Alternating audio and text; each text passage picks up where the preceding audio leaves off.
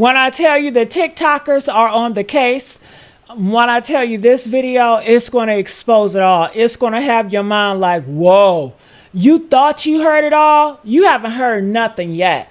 And guess what? This reporting is coming from a white woman. So you already know ain't no bias, okay? So I want y'all to look at this video, listen to her, see the dots they're connecting. And I'll tell you something, these white boys in Mississippi, they are so upset that other white people see them for what they are, and they're exposing the play. They just pushing out the bombshells, and I'm so happy about this. Check this. Katie's Snapchat picture, I've been saying that there was somebody in the background here wearing red shorts. Pretty unique bracelet. Unique like the bracelet that Bart Jr. was wearing in that tattoo picture. And right here looks like it might be the tail end of a tattoo that wraps around the forearm. Carter, who trains in Brazilian Jiu-Jitsu. And by Warren's own admission, his brother put someone in an arm bar. When a boat takes on water 10 miles offshore, panic isn't a choice. It's closer to a physical law. In a 22-foot Triton, with a reportedly failed bilge pump, and the Gulf of Mexico rising over the gunnels, human beings don't typically sit calmly. They scramble. They bail. They drop to the floor, searching for the leak, reaching for life jackets, praying. The physics of a sinking vessel tend to demand chaos. But according to the account presented by Nolan Wells's friends, that chaos doesn't appear to have happened. We were told the boat was taking on water, but we were also told that no one was on the floor. No one was scrambling. No one was visibly panicking in the confined space of the hull. It's a claim that, on its face, is difficult to reconcile with the raw video footage of the distress call itself. Because when independent investigators slow that footage down, frame by frame, the official account starts to raise real questions. A limb appears to move on the deck when the tow strap goes taut. A figure seems to be positioned beneath the sightline of the camera. And the young men seated in front of interview cameras appear to pause, their eyes shifting towards something off-screen, as if waiting before they answer. You're watching Cold Case Watch Central. We track active cases, we follow the evidence, and we do not look away when the details don't add up. Today, we're turning the floor over to independent investigators who have spent the last 6 weeks doing the kind of granular review the Jackson County Sheriff's Office has yet to make public, enhancing photographs, tracking distinguishing details, mapping boat positions, and holding the official timeline up against what the footage actually shows. If you're new here, subscribe and tell us where you're watching from. Now, let's look at the tape. Before we get into the frame by frame, we need the baseline. Because a single detail, a red pair of shorts, doesn't mean anything without the full context around it. Nolan Wells was 18 years old, a wide receiver at Southwest Mississippi Community College, 3 weeks from his 19th birthday. He didn't drive, which meant his friends picked him up, every time, without exception, a routine built on years of trust. On July 4th, he got on a boat with those friends and rowed 10 miles out to Horn Island for the holiday. About as ordinary a day as an 18-year-old on the Mississippi coast could have. He never came home. For 6 weeks, the public has largely been given one version of events. The boat took on water. Nolan chose to stay behind to spend time with a girl named Katie. His friends reportedly left him on the beach around 4:30 p.m., believing he was safe, and only realized hours later that he hadn't returned. That account came from the young men themselves, seated beside a defamation attorney who has publicly threatened legal action against people discussing the case online. It came from a sheriff's office that stated there was no foul play before the autopsy had even concluded. It came from a system that ultimately handed a grieving mother a sealed report containing one word, undetermined. But while attorneys were issuing public statements, a different kind of review was happening quietly, in the background. Independent investigators, with no legal authority, no subpoena power, no PR team, began working through the raw footage, adjusting exposure on blurry stills, cross-referencing where each person sat on each boat, comparing identifying details, like jewelry, across different pieces of footage. It's slow, unglamorous work, but it's real scrutiny, the kind a case like this deserves. And what they found raises serious questions about parts of the official timeline. A limb, visible on the floor of a boat that was supposedly calm. A figure in red shorts, on a shoreline that doesn't match the account given, a distinctive bracelet, appearing on the wrong person's wrist in different footage, and a boat, reportedly driven by someone other than its owner. We're going to walk through 5 specific anomalies right now. We'll let the investigator show you exactly what she found, frame by frame, and when she's finished, we'll hold those findings up against the legal reality of this case and ask questions that hours of televised interviews have yet to address. Stay with us. The footage speaks for itself. I mean, he's on the phone. Wouldn't you think that you would have seen Nolan on the bottom of on the floor or something? Or scrambling around, or everybody in a small space on the boat looking at him or something. I mean, What an absolute wild thing to say when so many people have seen this video and slowed it down and noticed that there's either like a hand or a foot or something that comes flying up when they tug on the toe right there. Like, I can't believe that they said that. But please, please, please put out this interview. Please give me something to tear apart. Y'all, I swear I see Warren stop breathing when he starts this sentence, and he doesn't move again until he closes it out. Watch. They try to cover it up with an edit. on the phone, wouldn't you think that you would have seen Nolan on the bottom on the floor or something? Or scrambling around, or everybody in a small space on the boat looking at him or something. I mean, Let's go through a speed run of the information. We can now definitively say that this is Jax. We can also now definitively say that this is Morgan. He's wearing the same hat as well as the same bracelets. So where were they on the Triton? Now that we've got a much clearer video thanks to Officer Tatum, it's obvious that there is nobody in an orange swimsuit or a paisley swimsuit on this boat. We also barely see that there's somebody here in the red shorts. Now, in this Katie Snapchat picture, I've been saying that there was somebody in the background here wearing red shorts. So I pumped up the exposure, and as you can see, it certainly looks like it. They seemingly have similar body types as well as similar hairlines. We also know that whoever was in the red shorts was also on the shoreline when the fight broke out. Now, who was involved in that fight? Warren's brother, Carter. Carter, who trains in Brazilian Jiu-Jitsu. And by Warren's own admission, his brother put someone in an arm bar. And in case you don't know what that looks like, go ahead and look at that placement on the back of the head there.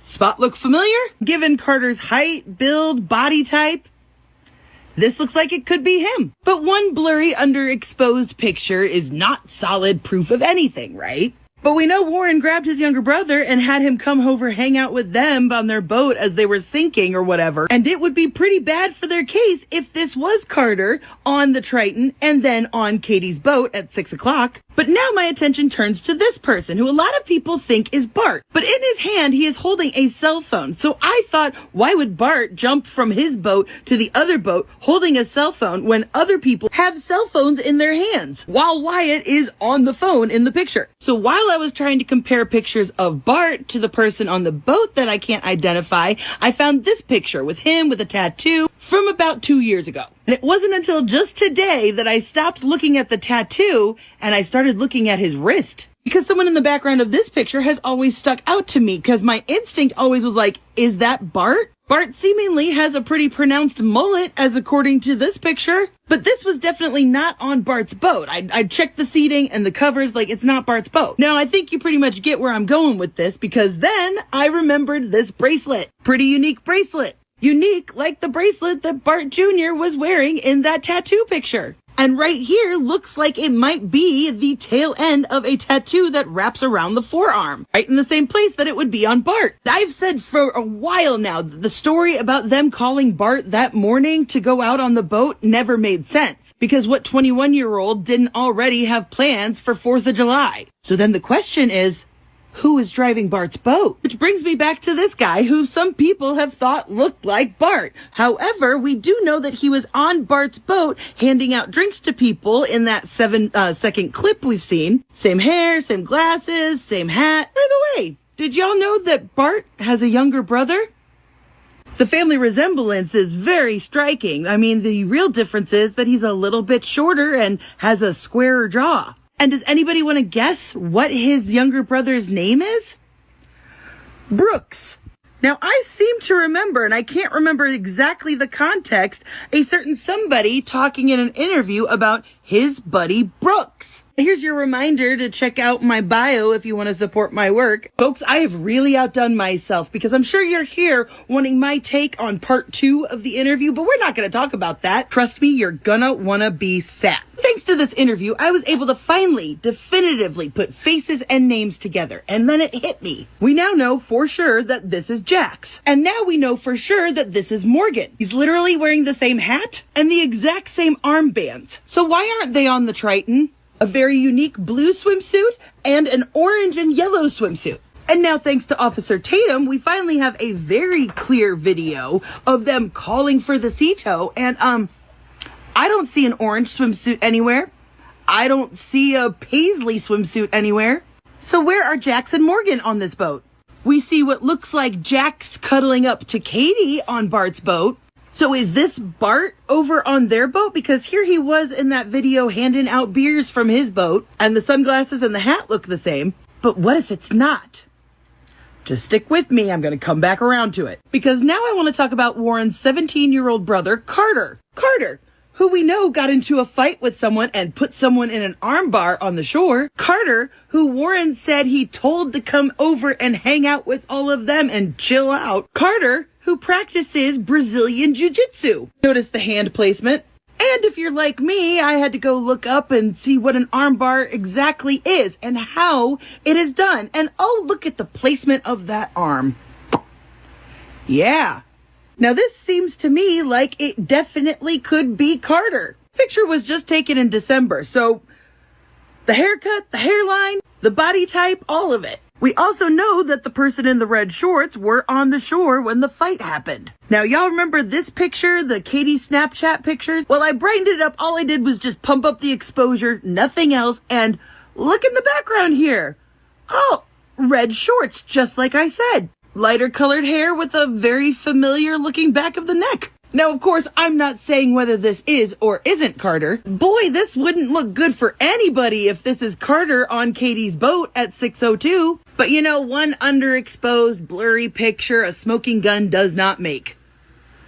Unless somebody with a very unique haircut and a very distinct piece of jewelry happens to show up in one of these pictures. As Mullet Boy here has always bothered me because for some reason he's wearing what looks like jeans. Not saying they are jeans, just can't definitively prove one way or the other whether they are or not, or if it's just the design of the swim trunks. When I went back through some of the photos I had collected of Bart Jr. to try and figure out if this was him or not, I found this picture I had archived. Thanks to the tattoo in this picture, which is the reason I screen grabbed it, that's why I'm like, I don't think this is Bart, because I feel like I would see the tattoo there, but and mind you, this picture is a couple of years old, but I just kind of wanted a timeline for this tattoo for identification purposes. And then I stopped getting distracted by the tattoo on his arm and I looked at the bracelet on his wrist. Pretty unique set of bracelets, right?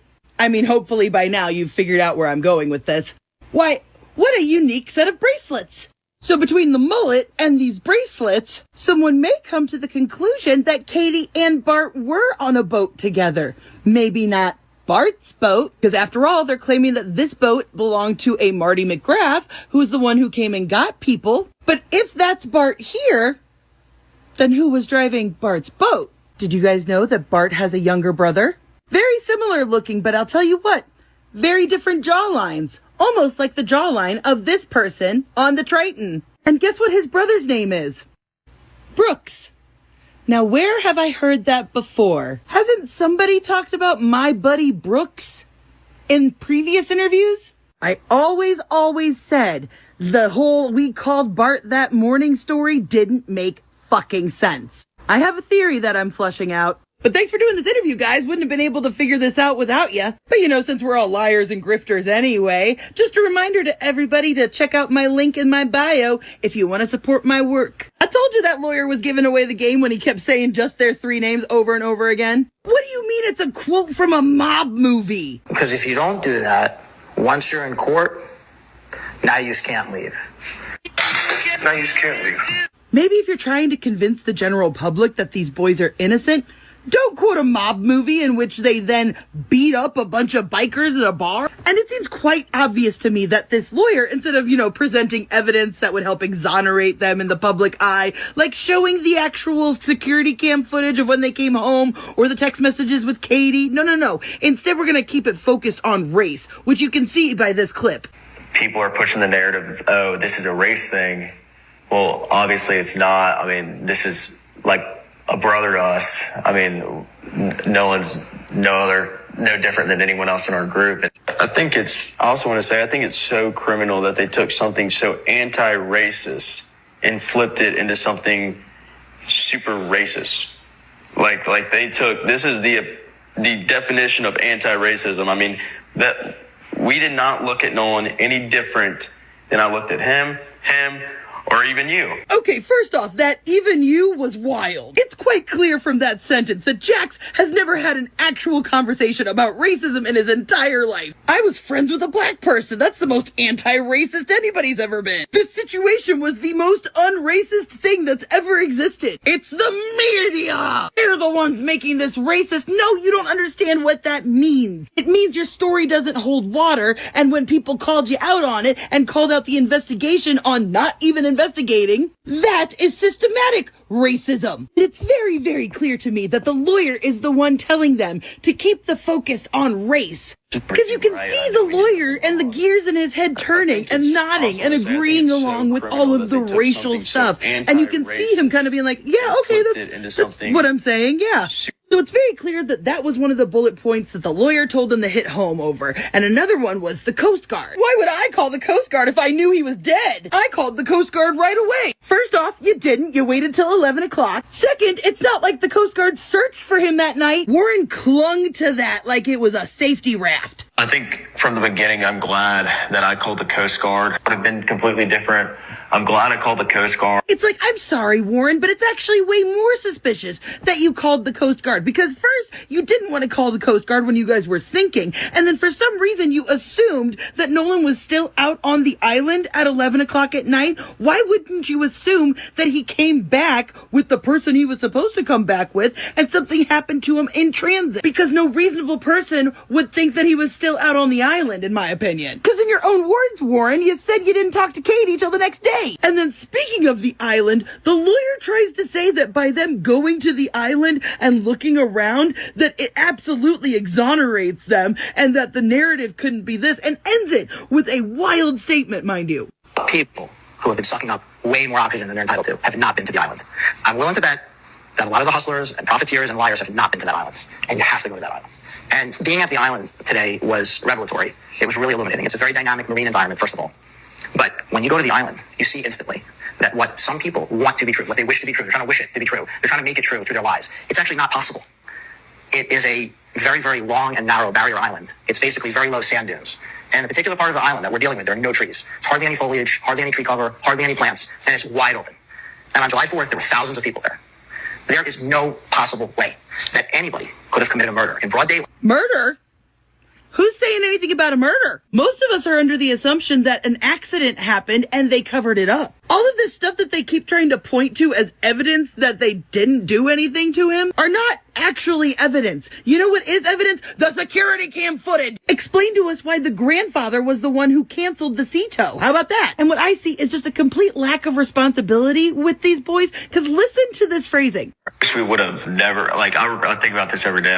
I wish we would have never went out on the 4th of July because I know this wouldn't have happened. You see, instead of saying, I should have made sure my friend got home safely, they said, I wish we had never gone out. And I have to admit, my little antennas buzzed a little when it sounded like he was going to say, I knew this was going to happen, right? That seems like what he was going to say. It wasn't, maybe we shouldn't have been underage drinking. They literally say, we did everything right. I mean, there's not much I would change from my point of view and my friend's point of view. I think we did everything right, and I know we did nothing wrong.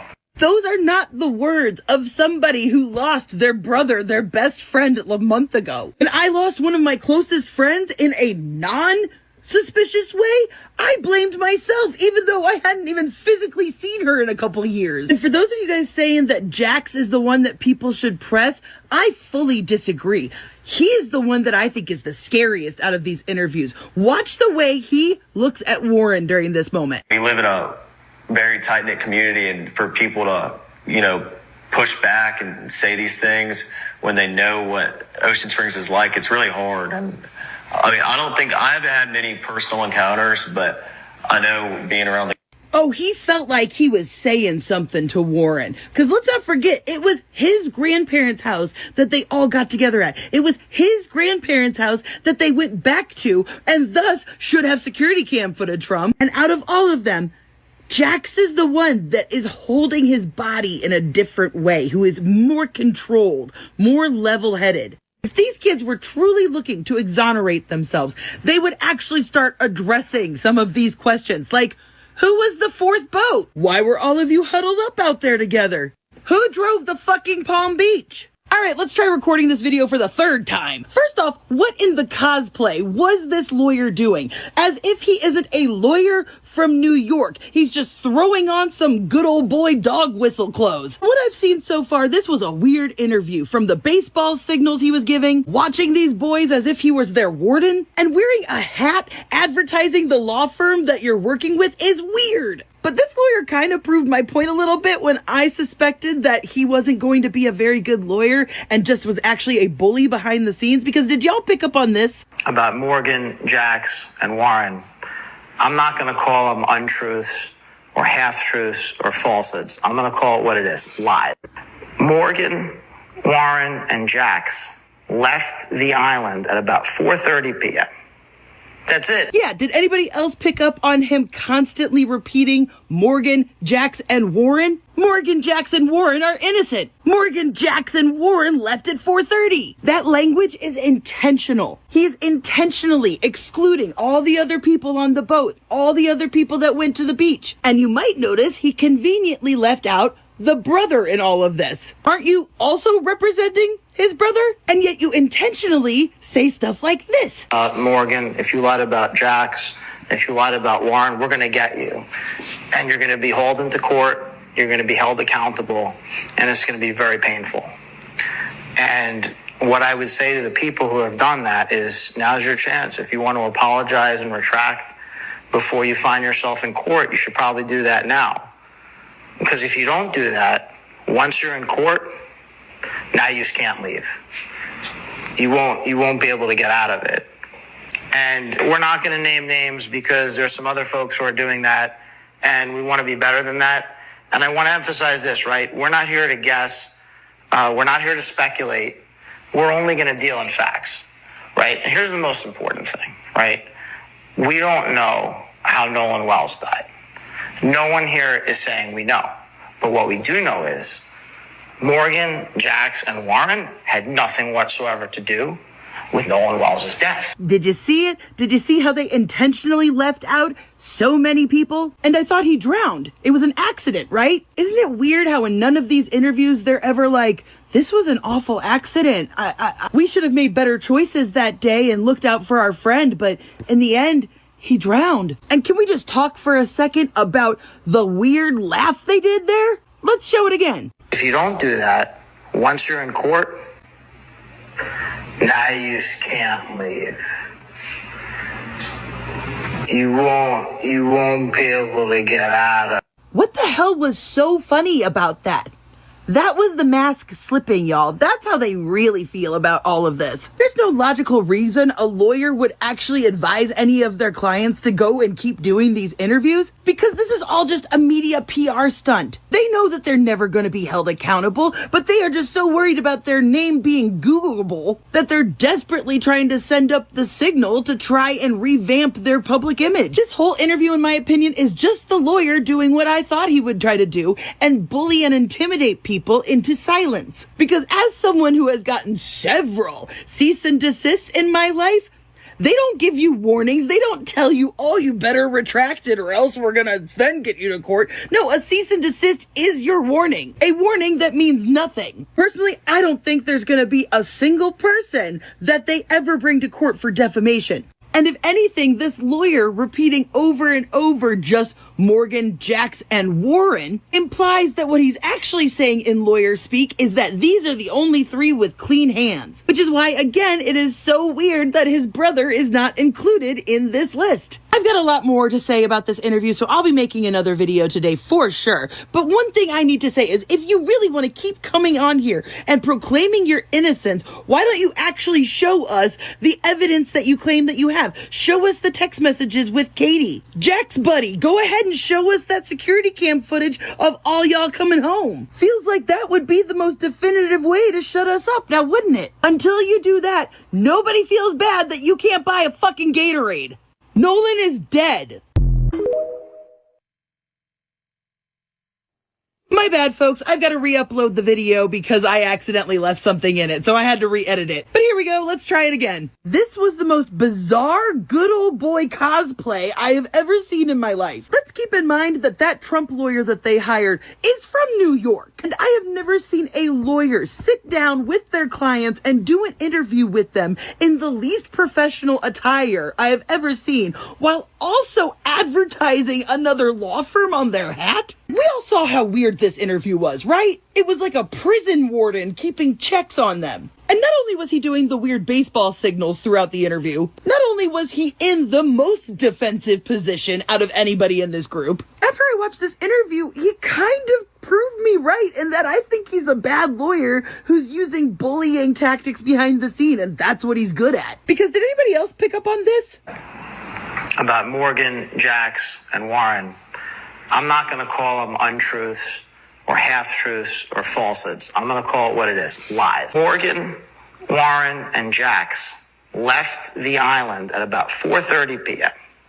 That's it. Did anybody else pick up on that? That over and over again, he was specifically saying Morgan, Jax, and Warren, blah, blah, blah. They didn't do anything. They left the island at 4:30. If you're telling lies about them, you're in trouble. He's intentionally and purposely omitting everybody else that was on the boat, everybody else that was in the group that day. And that right there is very telling to me. Now, I personally do not see the logic in the lawyer advising these boys to do another interview, unless it's to try and threaten and intimidate the people that they're gonna go after for defamation. Because they keep saying this over and over again. We're gonna sue for defamation. We're gonna bring these people in and we're gonna sue them. And at one point, the lawyer even says this. Morgan, if you lied about Jax, if you lied about Warren, we're going to get you. And you're going to be hauled into court. You're going to be held accountable. And it's going to be very painful. And what I would say to the people who have done that is now's your chance. If you want to apologize and retract before you find yourself in court, you should probably do that now. Because if you don't do that, once you're in court, now you just can't leave. You won't be able to get out of it. And we're not going to name names because there's some other folks who are doing that, and we want to be better than that. And I want to emphasize this, right? We're not here to guess. We're not here to speculate. We're only going to deal in facts, right? And here's the most important thing, right? We don't know how Nolan Wells died. No one here is saying we know. But what we do know is Morgan, Jax, and Warren had nothing whatsoever to do with Nolan Wells' death. Once again, being overly specific and giving away the game. Oh, if you lie about Morgan and Jax and Warren, we're gonna haul you into court. We don't know anything, but Morgan, Jax, and Warren are innocent. But I thought he drowned. Aren't they all innocent? Isn't it all just a terrible accident? Notice how not once has anybody in any of these interviews said that this was just a tragic accident. And mind you, if they were actually being defamed, those letters would have been sent out. They wouldn't go and give an interview warning people, you better retract it or then we're gonna come for you. As someone who has had several cease and desist letters sent to them, they don't warn you. Because cease and desist letters in themselves don't matter. They aren't anything. They are the warning. What was that weird fucking laugh they all had together? Once you're in court, now you just can't leave. You won't be able to get out of it. That was the mask slipping. That was them showing us who they really are. I've got a ton more I want to say about this interview so far, but I think it's important that we need to keep the pressure on, because look at Warren is crumbling. He's literally wearing the same shirt that he wore in the last interview when they went to the island, and just look at the difference. Personally, I think it's important that if we are going to be giving Officer Tatum the views on these videos, that we need to be expressing our opinions in the comment section, not fighting with people. And I can't help but wonder why Warren's brother was left out of all of those proclamations. Just something to think about. So let me ask what I am allowed to ask. Why did the phrase "no foul play" leave a sheriff's office before a medical examiner had... Before we go further into this, if you're new to Cold Case Watch Central, this is what we do. We don't chase theories. We don't rush to a verdict before the evidence is in. We ask the questions the official record hasn't answered yet, and we stay on a case until someone with real authority does. If that's the kind of coverage you want more of, subscribe and turn on notifications. We'll be tracking this one through the grand jury, through the report, through whatever comes next. Now, back to the questions nobody's answering. Those statements. Just something worth sitting with. So let me ask what I'm actually allowed to ask. Why did the words "no foul play" leave a sheriff's office before the medical examiner had even finished the examination? Not after, before. Who made the call that a sentence like that was ready for public release? And what evidence did they actually have in front of them when they said it?